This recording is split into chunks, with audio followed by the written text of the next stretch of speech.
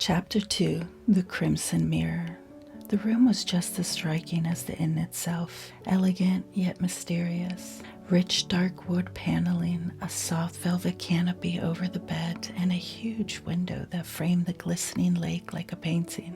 But it was the mirror that caught Emma's eye as soon as she stepped inside. It stood on the opposite wall, a tall, ornate piece with intricate carvings of flowers and symbols she couldn't recognize.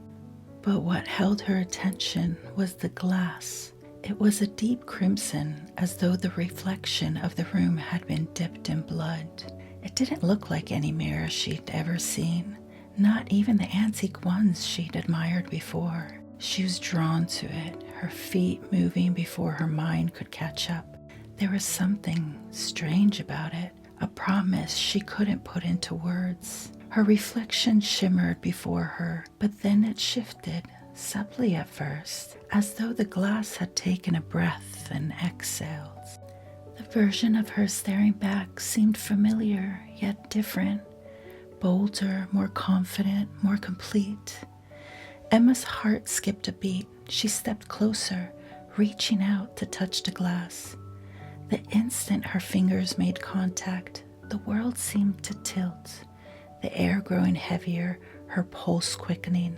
The version of her in the mirror smiled, a smile that was both inviting and unsettling. She looked alive. A voice whispered from the corner of the room, "It's tempting, isn't it?" The receptionist's voice was softer now, coming from where she stood in the doorway, her presence like a shadow. "The mirror shows you a version of yourself you might never have dared to become."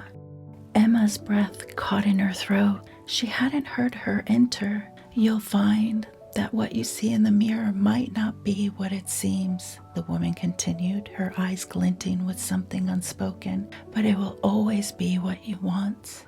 Emma stepped back from the mirror, uncertain of her feelings. Was it magic, or was it simply the inn playing tricks on her mind? Either way, she was drawn to it. The promise of a different life, of a different version of herself, called to her like a siren's song.